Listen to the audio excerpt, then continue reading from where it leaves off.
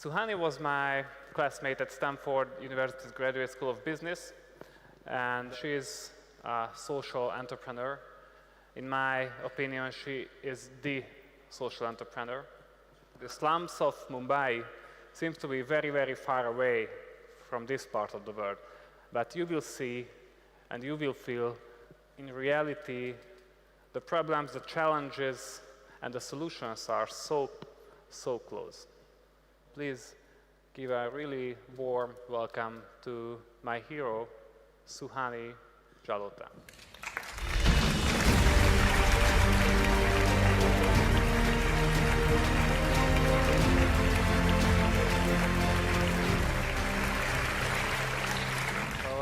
We will start with the basics, Suhani, because social entrepreneurship and social enterprise as a concept is not necessarily known in this part of the world. If a capitalist, if a hardcore capitalist who thinks that business and entrepreneurship is only about competition and victory, will ask you, what nonsense is social entrepreneurship? You're either social, NGO, non-profit, or an entrepreneur, a for-profit, hardcore capitalist. What will you answer me? First, I want to say thank you so much for having me here. Thank you, all of you, for coming for this. It really means a lot.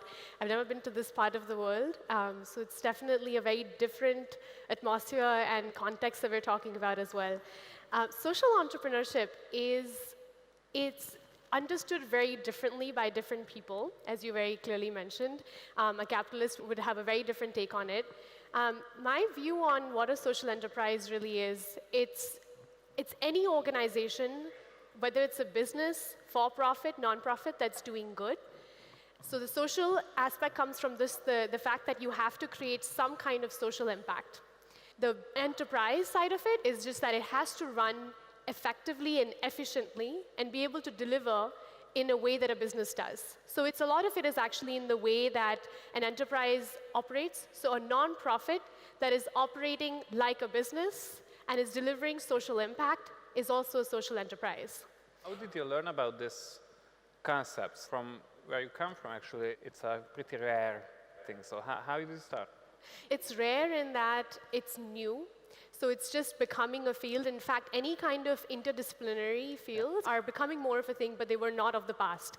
So when we have the public sector, the private sector, and then the civil sector, these were three very independent sectors.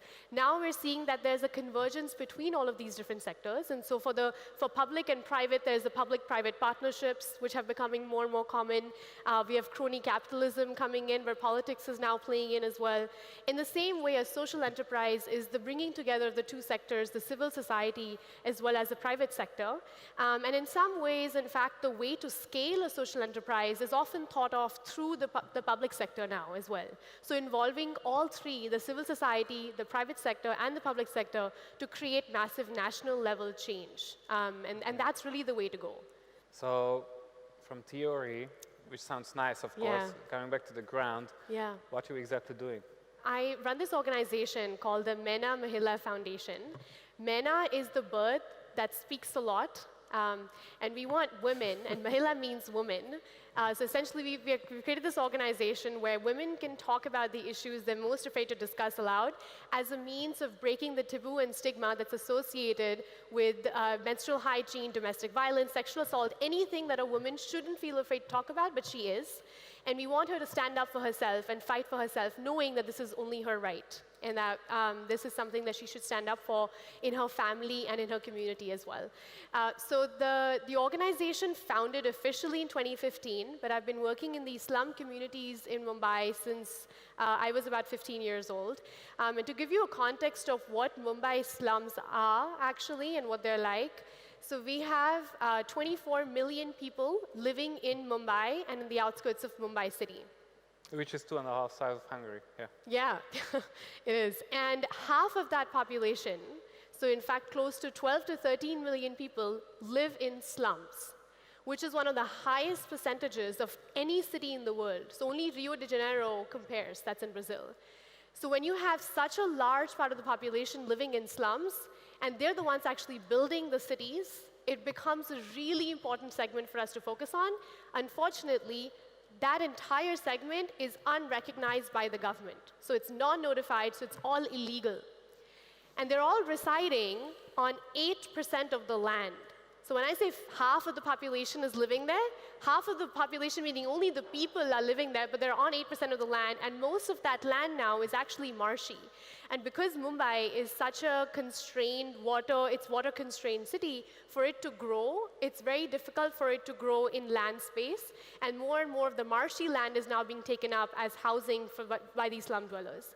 So it's a very constrained environment where it's a nightmare for the government to provide any type of basic amenities. So whether from electricity to water to a simple thing like a toilet, the government doesn't recognize these areas. So how can you provide legal amenities to illegal settlements?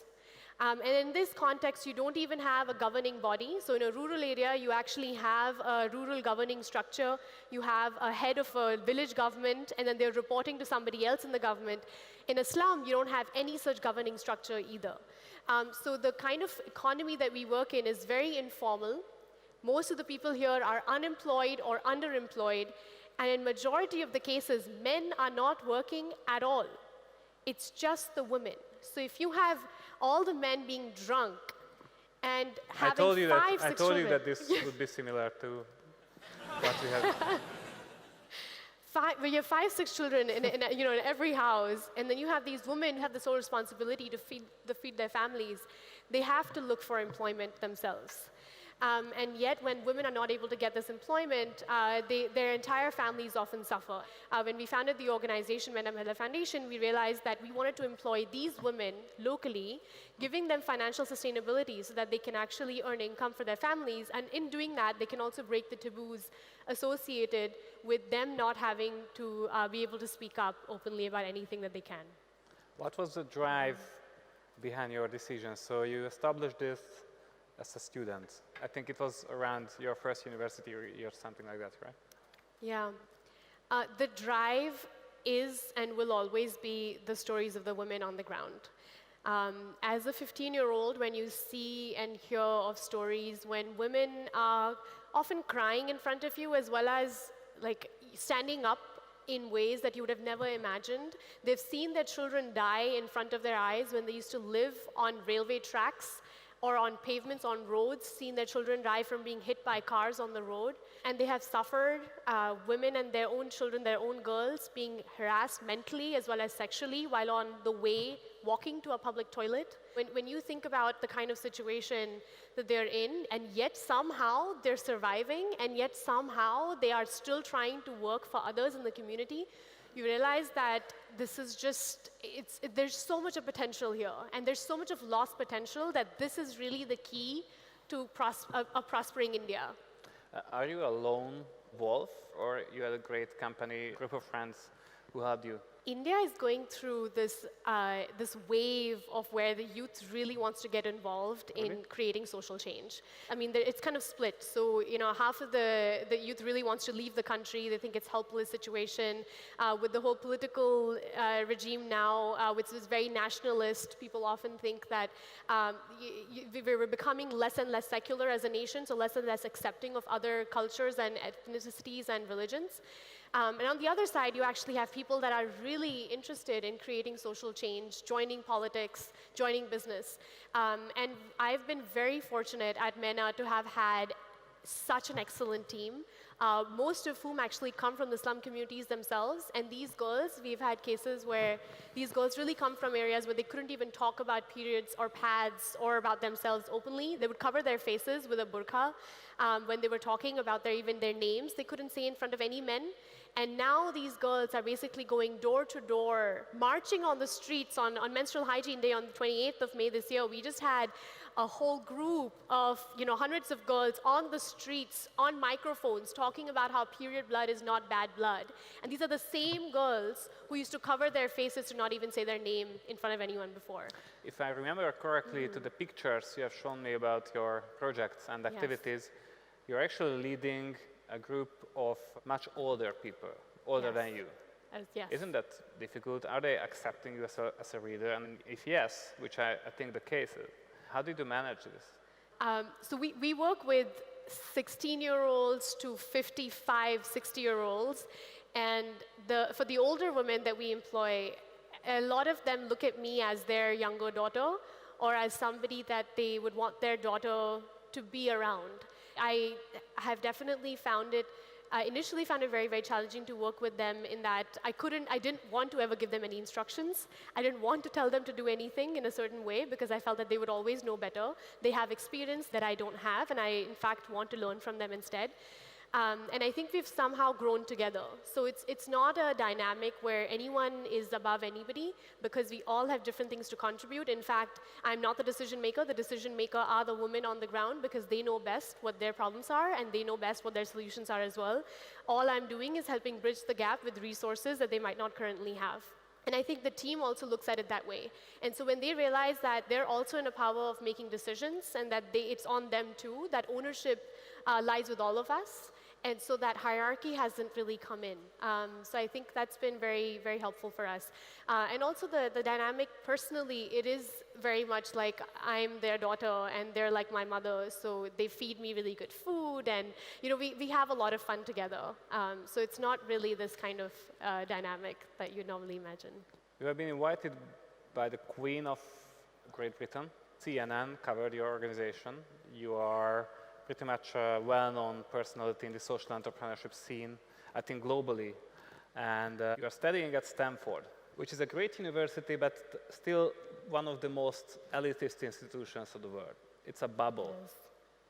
So don't you feel that spending years far away from Mumbai, your original ground of mission, being in this pretty much the elitist layer of the global population, is dangerous for a mission-driven person like you? You spend a lot of time out of your traditional space of action, which is, for me, very important, very interesting. And for some, it can be seen as an ambivalent thing. I agree with you that it's very important to be at the site of action. But I also think that it's more about who you are rather than the context that you're in and what you make of it. And so while being on action is very important, especially in the long run, and that's where I want to be. In the short run, when I'm really thinking about how do we maximize Myna's impact and how do we reach as many women as possible, it's really about getting the right resources, which a lot of the Silicon Valley, California area actually has, and be able to connect it to areas that actually don't have that kind of expertise as well as the resources in terms of mentoring, in terms of building the business side of things. So when we started Myna, we started off it as a nonprofit organization that is creating social impact. And the business element was something that was lacking and something that we're still trying to build on and really trying to develop, because to make anything at that level and working with a vulnerable population that cannot pay you for their services, you have to look for some other payer. And in that process, while building that business, I'm finding that the resources at Stanford are actually very helpful in that sense. It's also in terms of it being a dangerous environment, meaning it could influence you and change the way you're thinking. That is really on the type of person that you are, and if you will let that change you. And I think I did my undergrad in the US as well, and I moved back to India, and I was there for a few years. And I felt that if anything, that had actually enhanced my experience, because going back, I was able to bring back a lot of different learnings and the way people worked abroad to a society that lacked a lot of that professionalism or that way of thinking openly and broadly. In India, often when you go to school, you're just doing academics and you're told to just exceed in your classes and excel in your classes, get really good grades and marks. That is how they judge you. And Indians are also very good at engineering, at taking decisions and being the robot. But the person who's creating the creative robots, or the person who's actually the CEO of companies, who's communicating, who's talking about things, is selling things, that's not an Indian. We've had Sundar Pichai and Satya Nadella who have kind of proved that wrong to some extent. But those are really very, very some small anomalies from the whole majority of the way the system actually works in India. And so to create that kind of broad-minded thinking and the perspective and really think a little bit more about what leadership communication means and how can we get more women, particularly in our case, in these leadership roles and be able to communicate better, we need these kinds of ideas coming from outside that can help change that. Do you have opponents in your local ground? a lot, and a lot of them tend to be religious leaders, and a lot of them tend to be men as well as older women as well. They often tell us that we're polluting their wives' minds because suddenly they're now thinking about a way of living that they never did. And now if a woman is going and asking her husband for permission to be able to send her daughter to school, she normally would not have stood up for her daughter before, which she is now doing that. She's now standing up and asking her husband whether she can get money to go and buy sanitary napkins for herself that initially she would not have. In such scenarios, the husbands they shut the doors in our faces, they come to our office, again drunk, and being like, you dare not touch her ever again, and then we have to gang up, and then we have to really try to protect our own women. We have religious leaders. When we get some opposition from some of them, we try to get support from some of the other religious leaders who can help talk to each other as well and resolve the issues.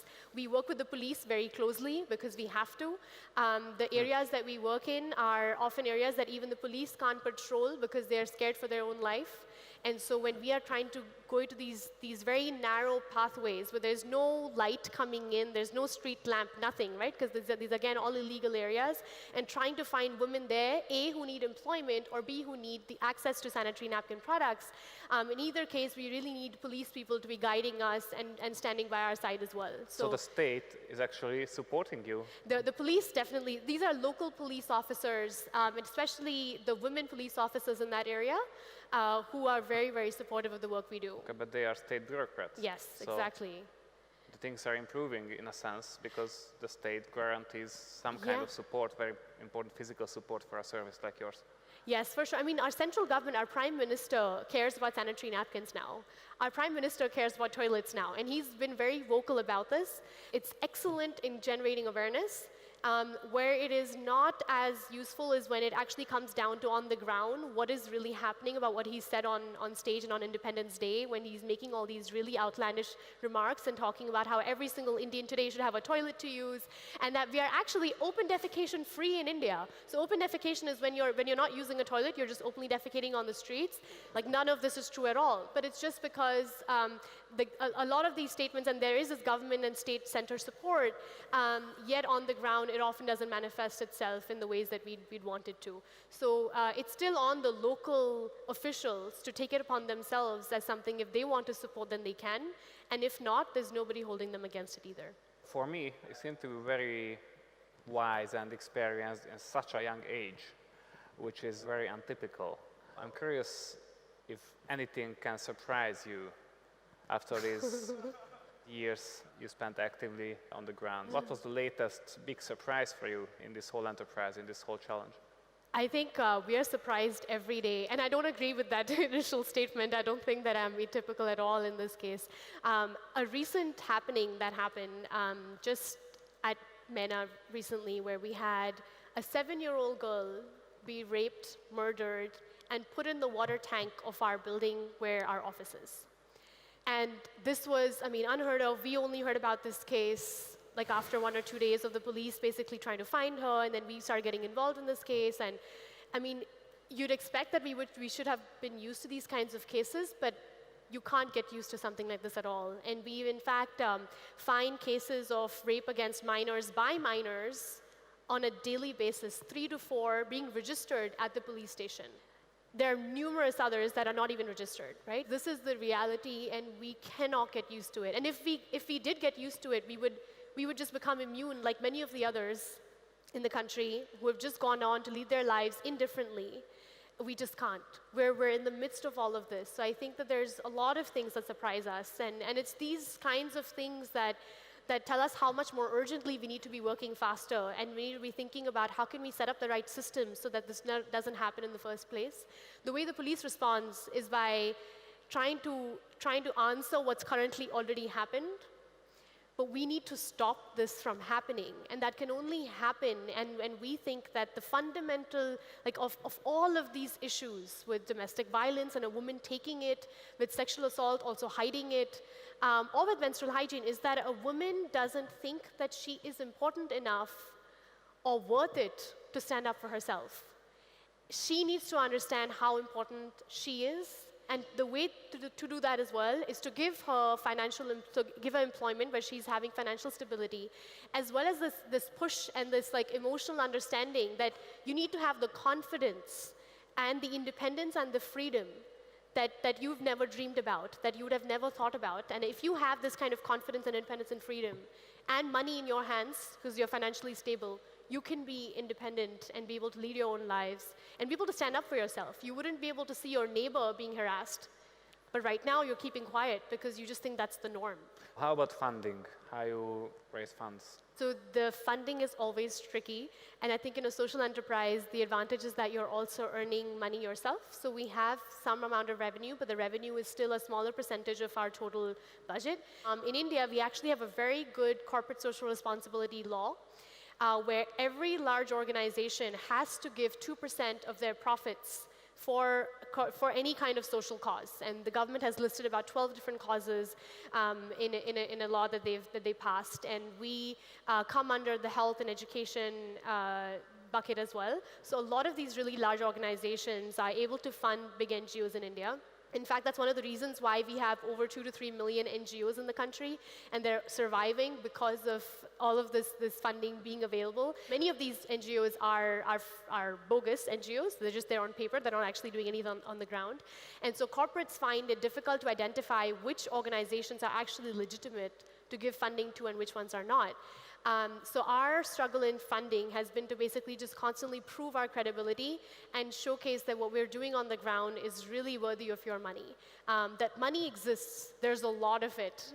It's just finding that right connect between the NGOs and the causes on the ground as well as the right social responsibility. Do you think your model and the basic idea is scalable? Right. How do you think about the future of this? Is it a global network? So 1% of India's population is about 12 to 13 million people. So when we think about scale, we're really thinking about, I mean, if we can saturate Mumbai slums, that would be scale for us too right now. But we definitely think in terms of our future long-term vision, this is not something it's not a local problem, it's a global problem. And because it's a global problem, it's a need everywhere, and it's something that we can easily scale with this kind of a setup. What this would require, though, is a lot more time and a lot better understanding of the different tailored scenarios. Mumbai is very different from Delhi. Delhi is where we're starting in the next few months, and it's a completely different. Delhi's the capital in India, but it's such a different just cultural context even, because it's North Indians, and North Indians have a very different way of functioning and doing business and even trusting people. So there we are finding it difficult to find the right people that we can trust and who can trust us in ways that we can start this there as well. So yes, we think that in terms of providing the products as well as the way that we're providing education at the doorstep, that's a scalable model. Manufacturing, on the other hand, is not. Manufacturing at the low-cost level that we are is not a self-sustaining thing, and it constantly needs donations for it to run on its own. So while manufacturing on its own can't scale, we could scale the distribution and education aspects. So I have a feeling that we just had a discussion with the future Prime Minister of India. No. And oh my God. I'm curious about whether you have ambitions on it. So do you are planning to play some political role in the future? Because it seems to be very logical for you. Would you consider it in Hungary?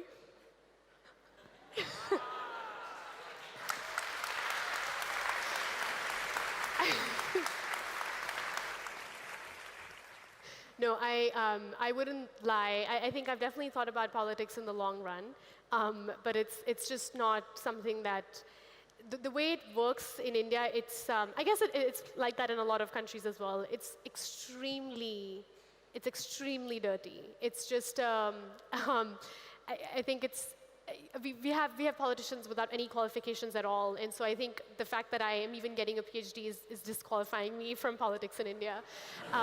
So I think in many ways it just is, it's just a very different scenario. They just released a new cabinet in India, and I think the people that are in positions of power for various sectors have almost nothing to do with their sectors, and they're not looking for people that necessarily want to develop the nation in XYZ sector to be in the government, I think, today. Though the intention is definitely that we need to develop India and make it into a global economic power, that it will become anyway. I don't think that we need a certain type of government in power because of the rising middle class and because of the democracy that India really is. We're very confident, I think, in the country that we will rise to a power where we will be able to reach a lot of people's potential that we initially had not. We've seen poverty rates drop.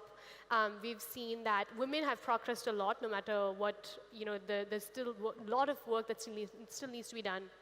A lot of progress has been made in health. A lot of progress has been made in education. At the same time, we have some of the worst health indicators and education indicators still. And a lot of that also happens to do with a function of just the population size, and that, we have the highest number of HIV-infected people in the world. But in terms of percentage, it's only 0.02. So we don't even top the list of anything in HIV rates in the world, but yet we have the highest numbers. So I think for a lot of these indicators, we have a lot of changes to make and things to improve. And politics needs some more young people to be involved and engaged, but I don't think today is the right time. So guys, let's start some social enterprise. And Suhani, you just made Brain Bar, I think, more relevant than it was. Thank you so much. Oh, no. Thank you so much.